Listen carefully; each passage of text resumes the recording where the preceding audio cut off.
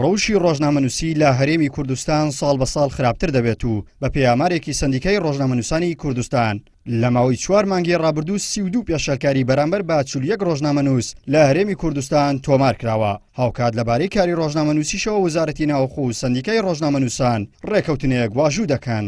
ڕۆژنامەنووسانی هەرێم ناڕازین لە ئەدای کارکردنی سەندیکای ڕۆژنامەنووسانی کوردستان و دەڵێن هیچ کەس وولایەنێک خۆی لێ ناکاتە خاوەن دۆسیەکانی ڕۆژنامەنووسان و دەم و دەستگا فەرمیەکانی حکوومەتی هەرێم جیاوازی زۆر لە نێوان ڕۆژنامەنووسانی دەستگاکانی ڕاگەیاندن دەکەن.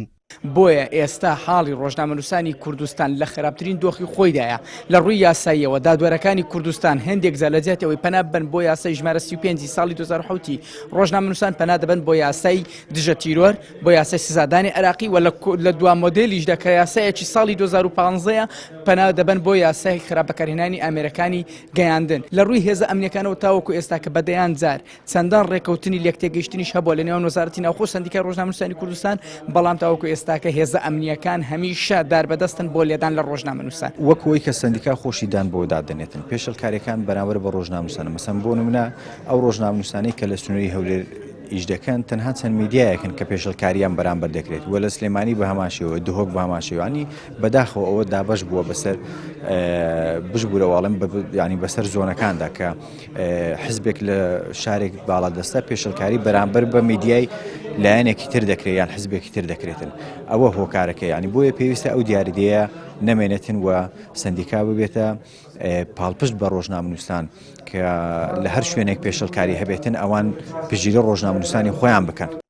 لەبارەی کەمکردنەوەی توندوتیژی و فشارەکانی سەر ڕۆژنامەنووسانی هەرێم سەندیکای ڕۆژنامەنووسان لەگەڵ وزارەتی ناوخۆ ڕێکەوتنێکی واژوو کرد و باجێکی تایبەت بە ڕوومەڵی ڕووداوەکان دروست دەکەن بۆ ئەوەی گیانی ڕۆژنامەنووسان پارێزراو بێت. لە داهاتوێکی نزیکە لەگە وزارەتی ناوخۆی حکوومەتی هەرێمی کوردستان دەگەینە لێک تێگەیشتنێک.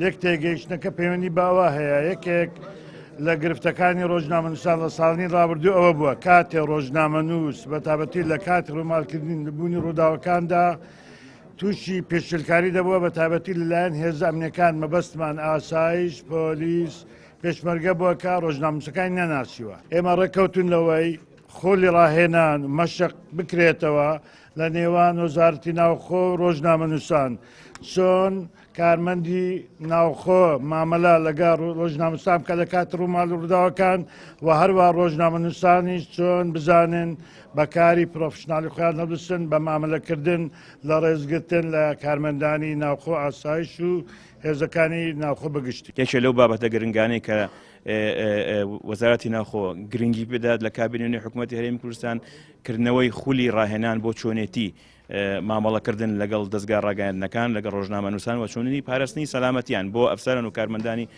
هێزەکانی ئاسایش ناوخۆ. هەروەها هەوڵ دەدەین کە پرۆگرامی پاراستنی سەلامەتی ڕۆژنامەنووسان بکەینە بە پرۆگرامێکی ئەکادمی و دیراست دەکرێت چۆن بخێنە ناو پرۆگرامەکانی خوێندنی دام و دەستگا تعلیمەکانی وەزارەتی ناوخۆ. هەندێک جاریش گلەی هەیە لە وەزارەتی ناوخۆ گوایە ڕۆژنامەنووس دەرگیر دەکرێت. ئێمە وەکو وەزارەتی ناوخۆ کە دەستگایەکی تەنفیزی بۆمانە هیچ کەس دەستگیر بکەین بەبێ بڕیارەکانی دادگا. ئەوە لە کاتێکدا ڕۆژنامەنووسان هیواخواز بوون کابینەی نوێی حکوومەت کار لەسەر کرانەوەی زیاتر بکات بە ڕووی ڕۆژنامەنووسان و مەودای ئازادی کاری ڕۆژنامەوانی فراوانتر بکات. بەڵام بە پێی ئامارە فەرمیەکان ڕێژەی توندوتیژی و پێشەلکاری بەرامبەر بە ڕۆژنامەنووسان و دەستگاکانی ڕاگەیاندن لە زیادبووندایە و داوا دەکەن حکوومەت گوێبیستی ڕاپۆرتە ناوخۆیی و نێودەوڵەتیەکان بێت لەبارەی ڕەوشی ڕۆژنامەگەری لە هەرێمی کوردستان. عیمران ئەمیر، کەناڵ یاسمانی پەیام، هەولێر.